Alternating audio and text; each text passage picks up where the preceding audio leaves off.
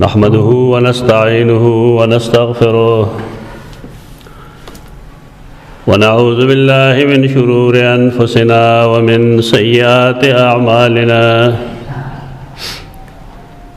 من يهده الله فلا مضل له ومن يضلل فلا هادي له وأشهد أن لا إله إلا الله وحده لا شريك له وأشهد أن محمدًا عبده ورسوله صلى الله تعالى عليه وعلى آله وأصحابه أجمعين. عن عبد الله بن بريدة عن أبيه رضي الله عنه قال بعث النبي صلى الله عليه وسلم عليا إلى خالد ليقبض الخمس وكنت أبغض عليا وقد اغتسل فقلت لخالد لا ترى إلى هذا فلما قدمنا على النبي صلى الله عليه وسلم ذكرت ذلك له فقال يا بريدة أتبغض عليا؟ قلت نعم. قال لا تبغضه فإن له في الخمس أكثر من ذلك. روافضو چکم اعتراضات صحابہ کرام باندې کول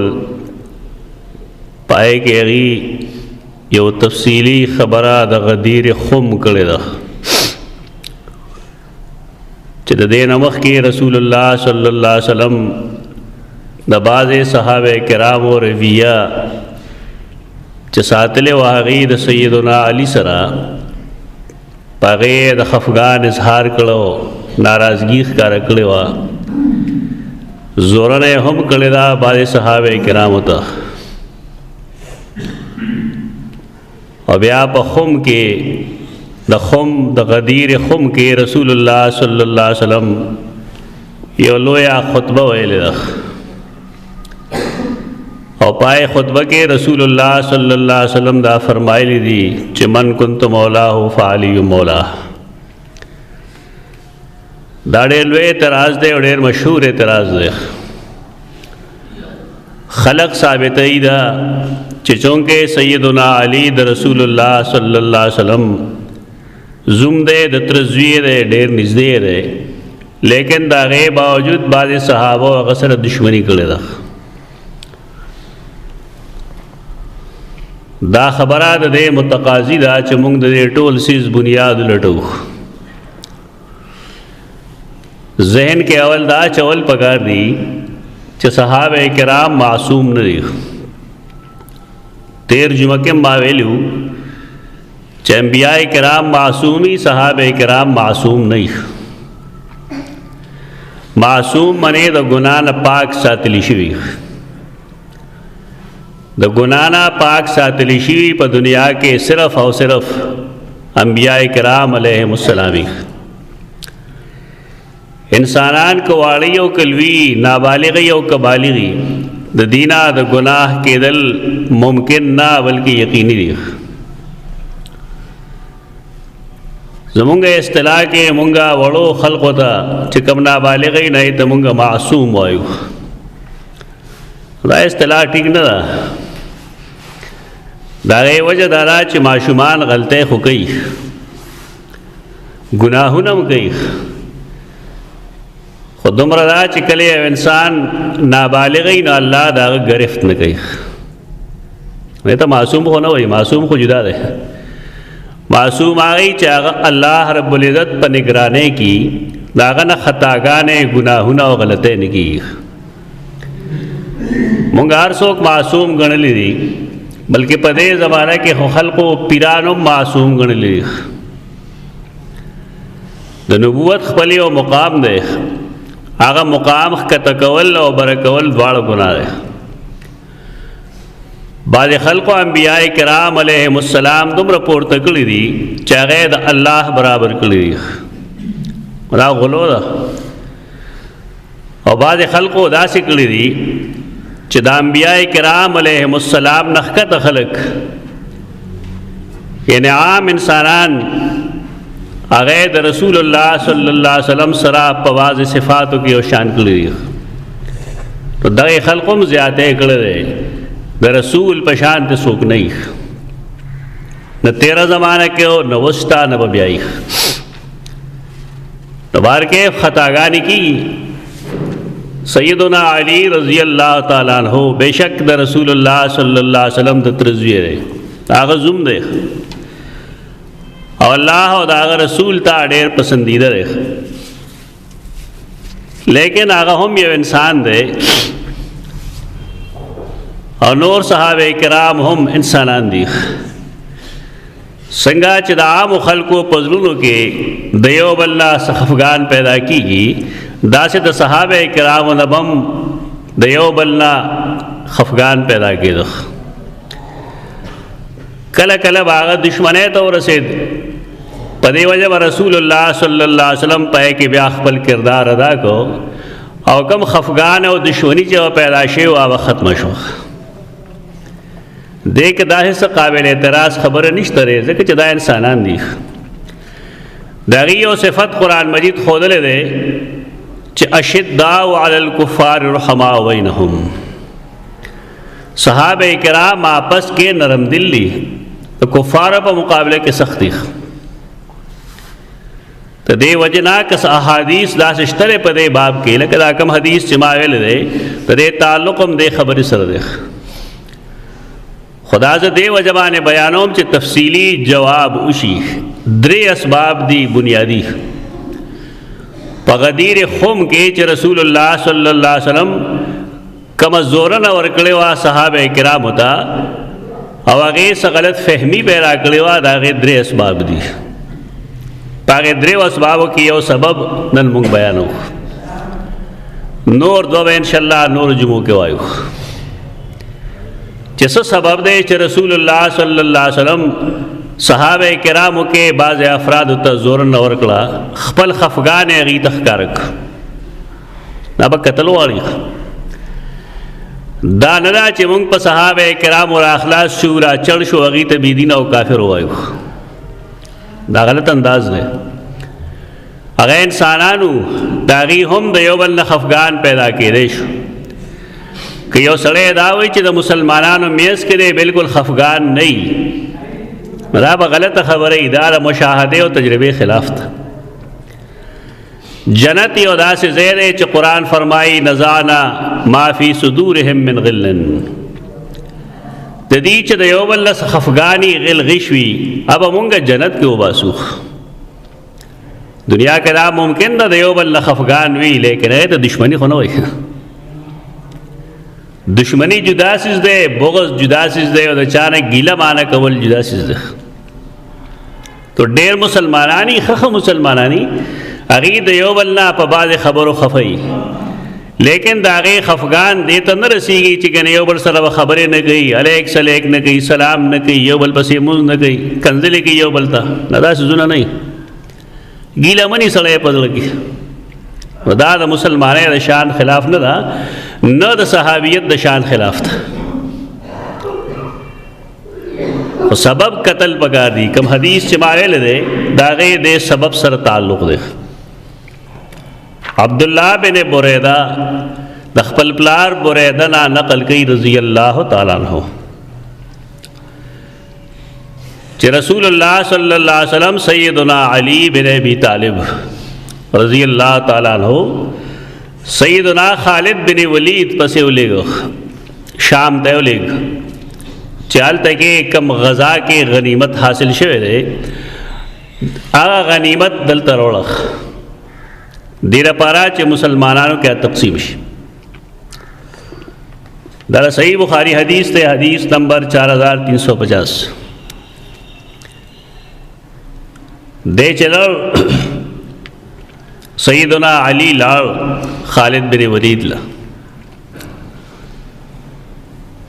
دیر پارا چه داغنا خمس منه دا کل مال پنزم ابرخ قرآن مجید دا فرمائلی دی واعلموا انما غنمتم فان لله خمسه وللرسول. کله چې جهاد شي او مسلمانانو ته پلاس کې سشیرا شي نو دا غي پنځم برخه به د الله او د رسول دا پدې کې د رسول الله صلی الله علیه وسلم برخه دا غي برخه د غختو لپاره غلل چې دا وروړه موږ ته ضرورت ده. سیدنا علی دا سیدنا بریده وی چې كنت ابغض عليا وقد اغتسل. زما سه د سیدنا علی نازل کې لګي ګیلمنوم خو بس بلا مسله وشوله. دا حدیث ډیر مختصر دی چا چې د استاد نه ویلې راغه پدې نه پويږي چې دې څه مطلب دی چې وقد اغتسل علی لامبلیو زما سره خفغانو او علی لامبلیو دا ډول خبره مې اس کې څه توک دې څه تعلق دی. د حدیث معاملہ دارا قرآن کې لږ وضاحت ډیری خو حدیث چې ترکمه انسان د استاد نه وي تر هغه حدیث باندې پوهه نه راځي. دا ډېر مشکل علم دی په دې باب کې. محدثین د دې وضاحت کوي د نور احادیث پرانا کې دا حدیث سنن نسائی کې لیکل دی سنن ترمذی کې لیکل دی امام احمد رحمه الله خپل مسند کې لیکل دی. هغه دا واصل کې چې دتا څنګه غنیمت ملو شو خمس پنځمه نو سیدنا علی د دینا ځان له یو وینځه خاص کړه هغه ته وصیفه وای په دغه غنیمت کې دغه وینځنا خیستا جمال والا زنانه بلنو. سیدنا علی هغه واغستا او یو دور وزیرستو چې دی ملاقات شو سیدنا بریده سره تو سیدنا علی لامبلیو داغه د ګیره نه او د وختونه اوبر روانه او دغه د خفغان وایس جوړ شوی د سیدنا بریده ولې جوړ شوی دی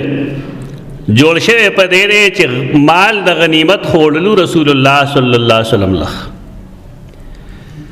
دا خپل خیال لای چې ګنددا علی په دې کې غلول کړی دی دوکه کړی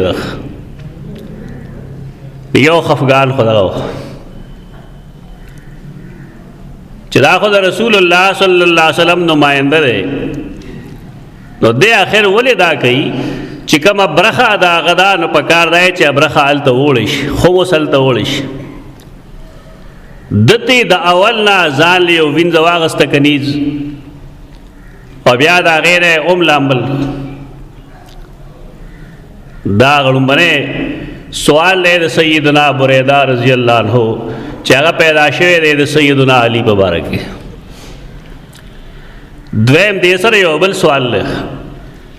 هغه سوال دی چې په سیدنا علی د رسول الله صلی الله علیه وسلم لور سیده فاطمه رضی الله عنها نو آیا د سیده فاطمه سره داغه په موجودګۍ کې سیدنا علی لا وینځه ساتل مناسب دي؟ خلق د اعتراض وجه نه ګوري اعتراض بګی خامخ یعنی شان د رسول الله صلی الله علیه وسلم او شان د سیدہ فاطمه رضی الله عنها سیدنا بریده د خلاف غنی چې داغه په موجودګۍ کې دی سیدنا علی اغا یو وینځ ځال لواخلی په بیا داغه نه د لامبیخ ادو خبرې شو. درېم خبردارا چې کله یو وینځه په جهاد کې حاصل کړی شي غنیمت کې حاصل کړی شي نو اصولی طور خبردارا چې هغه ته یو طهر قتل بغاریخ یو انسان کا هغه سره جنسی تعلق ساتي هم غنیمت کې حاصل کړی شي وینځه نو یو طهر باغ ګوري چې داغه من سے راشي پتو لګي چې دا چرته د بل خاون نه ده امید خو نشته. دیخوا د سیدنا بریده دا خیالات دي دا درې اعتراضات دي دا څنګه مضبوط دي کنه واړه واړه دي تر خفغان وجه دغه ده سبب دغه دی د خفګان چې اخر دا ولې دې د هغې طهر ته نه ګوري د رسول الله صلی الله علیه وسلم لور د پاسه دی کنیز ساتي غلول یې هم کړی دی دا خو د رسول الله صلی الله علیه وسلم امانت و هلته وړل پکار دی خوا د سیدنا علی وینځه خو چونکې د هغه ده هغه اغستې ده هغه اهل بیت رسول کې دی په دې خمس کې د سیدنا علی برخه ډېره ده یو وینځه نه ده ځکه دی د رسول الله صلی الله علیه وسلم زوم دی هغه څه غلطي نه ده کړې د هغې وجه دا وه چې دا وینځه کموه د غلطه کې د دې مخکې خاوند نه و لہذا که سیدنا علی هغې سره څه جنسي تعلق ساتلی دی نو هغه څه ګناه نه دی کړی خو څنګه چې سیدنا بریده د دې نه نو خبر نو دارنګې سیدنا علی د سیدنا بریده د خیالاتو نه نو خبر او دا د یو بل نه د خفګان باعث جوړ شو دا خفګان په دې نه و چې علي ولې امیر المؤمنین کی دا خفګان په دې نه و چې سیدنا علی ولې خلیفه کی دا د خلکو خبرې دي چا چې نه قرآن ویلې دی نه حدیث ویلې دی او نه د صحابه کرامو په اهمیت کوي دې ته محض یو علمي اختلاف وي علمی اختلاف چې پیدا شي نو خلک پې کې یو بل سره مباحثه کوي دا لومړی سبب دی دا جوابونه کوم چې ما وکړل دا ابن حجر اسقلاني دلته مفصل د حدیث لاندې لیکلي دا د یو سړی نه وایي چې ګنې زمونږ محدثین بې خبره دي هغې سره د دې ټولو څیزونو اهمیت هم معلومي په دې پوهېږي هم چې د رسول الله صلی الله علیه وسلم صحابه کرام د کومې مرتبې خلق دي خو چونکې دا انسانان دي انسانان یو بل سره اختلاف د یو بل سره نالګي د یو بل نه خفګان دا راځي دومره دا چې صحابه کرام د هغې اختلاف په بنیاد یو بل ته کافر نه وایي نه د یو بل مری پرېږدي دا خو نن خلق داسې راغلی دی چې معمولی غوندې انسان په کړاو کږي نه ته کافر وایي چې لږ غوندې علمي اختلاف راشي نو یو مسلمان بل مسلمان د دین نه بهر ګڼي چې دا بېدینه دی رسول الله صلی الله علیه وسلم غدیر خم ته چې راغی صحابه کرام جمع کېدل مختلفو علاقو نه غدیر اصل کې جدول موږ چېرته تالاب وایو حوض خم د یو سړي نوم دی خم د یو سړي نوم دی د هغه غدیرو یعنې هغه ته منسوب یو څیز و دا د مکې مکرمې نه بهر و هلته چې رسول الله صلی الله علیه وسلم راورسېد نو رسول الله صلی الله علیه وسلم ته وحی وشوه چې یا ایها الرسول بلغ ما انزل الیک من ربک فإن لم تفعل فما بلغت رسالته اے پیغمبرہ تا ته چې الله کم دین را رسول دی پورا ورسوه او که تا پکې ذره برابر پټ کو د دې مطلب بدایي چې تا د هغه پیغام نه رسول په دې وجه رسول الله صلی الله علیه وسلم خلق هلته کې جمع کو هغې ته یو خطبه ویله هغې کې خطبه د غدیر خم ده هغې ته خطبه د غدیر خم وایي انشاءالله خطبه به زه تفصیلا وایم چې په هغې کې رسول الله صلی الله علیه وسلم څه فرمایلی دا اعتراضات و جوابات چې ختم شي کوم چې زموږ پیش نظر دي دې واقعې سره درې وجوه مونږ ویل درې وجوه یو وجه ته نن زه بیانوم دا به انشاءالله ختم شي اوس باقي دوه به آینده جمعو کې وایو هغې نه وروسته به زه خطبه د غدیر خم د رسول الله صلی الله علیه وسلم بیانوم او ښایو به چې پای خطبه کې څه شی دی رسول الله صلی الله علیه وسلم پای کې د خپل دین باره کې څه ویلي دي د خپل اهل بیت باره کې څه ویلي دي د صحابه کرامو باره کې څه ویلي دي د خلقو خیال لاره چې ګندې د سنیانو د رسول الله صلی الله علیه وسلم د اولاد سره نه لګي یو خاص گروپ پاغي باندې یو دعوه کوي چې بس دا زمونږ دی، بس تاسو نه دی، دا ټول مسلمانانو دي. د مؤمنانو میندې امهات المؤمنین دا ټول مؤمنانو میندې دي. آل رسول اولاد رسول دا ټول مؤمنان د خپل سر ګلونه غني. خو دومره دا چې د خلکو خیال لای چې آل رسول کې چونکه سیدنا علی دی په دې وجه د خلافت لومبنه مستحق غره. اهل سنت والجماعت دا نه تسلیموي چې نه،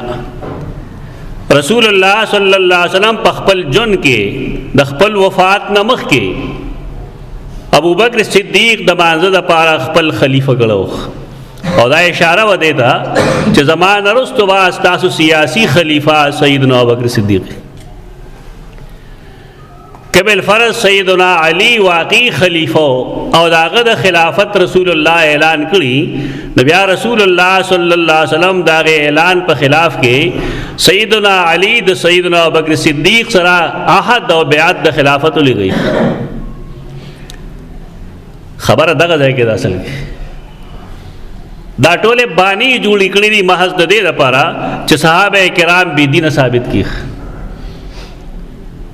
دیو جنا موږ د خبره تحت د کوزیدو کوشش کوو چې اختلاف پس شي پیدا شوی دی، دا غي باعث سره ول اختلاف پیدا شوی دی. دلته کې د سیدنا بریده د سیدنا علی سره د اختلاف او د خفقان سبب سره هغه غزانانه د وصیفه کما چې هغه د غنیمت د سر ناغسته ده او هغه سره جنسی تعلق ساتل او د هغه نهرست بیا لامبلی دي. سیدنا بریده فرمایي ما خالد تو ال خالد بن ولید تا الا ترى الى هذا ته وګوره کنه دی وکاره وک د رسول الله صلی الله علیه وسلم د رسیدونه مخ کې د ځان لوینځه اغسته ده ته خنري کړی هغه وجوه تا ته ماول سیدنا بریده ته شاید دا پته نه چې د سیدنا علی برخه ډیره زیاته ده، دغه اهل بیت کې ده کم خمس چې راځي پنځم راځي ناغه پای کې تقسیمېږي او دا یو وصیفه ده یو وینځه ده. په دې وجه دي چې لړشي رسول الله صلی الله علیه وسلم ورته وی د علی په غنیمت کې ډیره برخه او ډیره برخه دا چې پنځما د کل مال د رسول الله صلی الله علیه وسلم شو، د رسول الله صلی الله علیه وسلم باغ تقسیمول بیا په خپل اهل او عیال کې،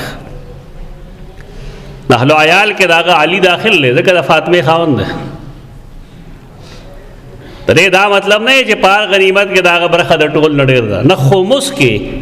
د سیدنا علی برخه ډیر ده.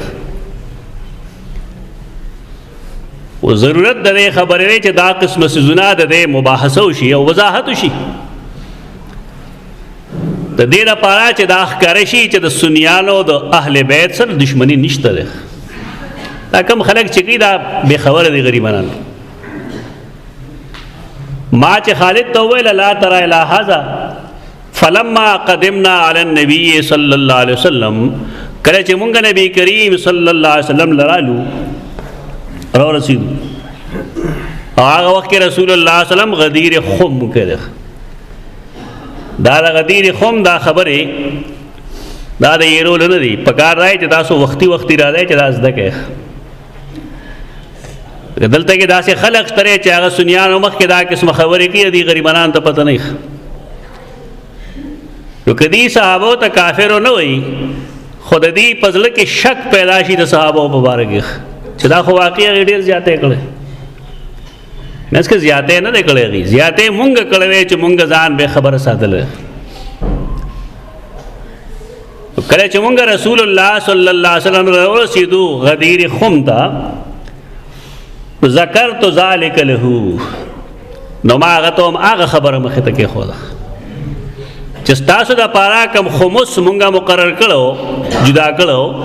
پاره کې د سرنا سیدنا علی او وینځه غستره خپل سوزونه داغه مخه ته کې خودل چې آیا دا د حق وسه دا استادو حق ده. دویم دای چې هغه وینځه ته قتل پکارو د یو منسز برابر طهر داغه تم نری کتلی او بل دا چې دا خو غلول ده مال गनीमत की खियानत थे। रसूलुल्लाह सल्लल्लाहु अलैहि वसल्लम बुरैदा व इमाते वेल अतुबग़िज़ु अलिया अली ना पदे खफे चाहो जी बस दा खफगान खफगान से पदे नहीं च देवले अमीरुल मोमिनीन दे या देवले स्ता जुम दे खफगान पदे रे च दे उदा से कार कड़े रे च मुनासिब है नहीं निकल इंतजार में कड़े मारते वेल चाहो अगर आतो फरमाए ला तुबग़िज़ हो फ़इन्न लहू फ़िल खुमुसे अक्सर मिन ज़ालिक आली सरा नालेगी मसाता दागा ये आवाज़ दाविन जने कीगी दागा पर खुमुस के देर सेवा की ता चे कम जहन जोड़ कर रहे चे दादा खियानत बगड़ी दे ज़्यादे कर रहे ना ज़्यादे ना दे करे दब ब्रखा दे देना डेर अकेदा दे दागा जवाब को सैयदुना अली चाहे ते इंतज़ार न करे दागे वजह तास तमाओ खुदला इब्तिदा की चासल की आग जनाना अगे खावन न ली देख तो कमे जनाना चे खावन नहीं ली दले अगर विन जकलेशी ना आगे तबियाद तो हर इंतज़ार नहीं दार आगे वो किस्म इद्दती शरीयत चे दा इद्दत का फ़लसफ़ा आगा दारा चे दा जोड़ खावन सरा दे दा औलाद पतो लगेगी चाया औलाद दागा नश्ता और निश्ता वो चिकले दागे खावन निश्तरे लिहाजा सैयदुना अली का आगे सर जिनसी ताल्लुक़ सातले गुनाह न देखे दा से खफगान पैदाशी द सहाबे इकराम पापस की आया सैयदुना बुरैदा ब्या सैयदुना अली सर दुश्मनी करे दा यो ना देख खफगान चे दसीज दवाजे पैदाशे दे अखकारश हो रसूलुल्लाह सल्लल्लाहु अलैहि वसल्लम वजाहत उको चिवे का ब्याद बुरैदा और आलिमियस का से इख्तिलाफ निश्त दा तफसील चे चाहता नहीं मालूम नागमा दाड़े द्रन लगी आए द्रन न लगी अखमा अवल के वेलू चे उदा से जे चे कि खफगान नहीं द मुसलमानों पमियस की ना जन्नत दुनिया के द खो कसानो दयो बल्ला पजल की सगील मानी अक़ूलु क़ौली हाज़ा अस्तग़फ़िरुल्लाह लकुम व लिसाइरिल मुस्लिमीन।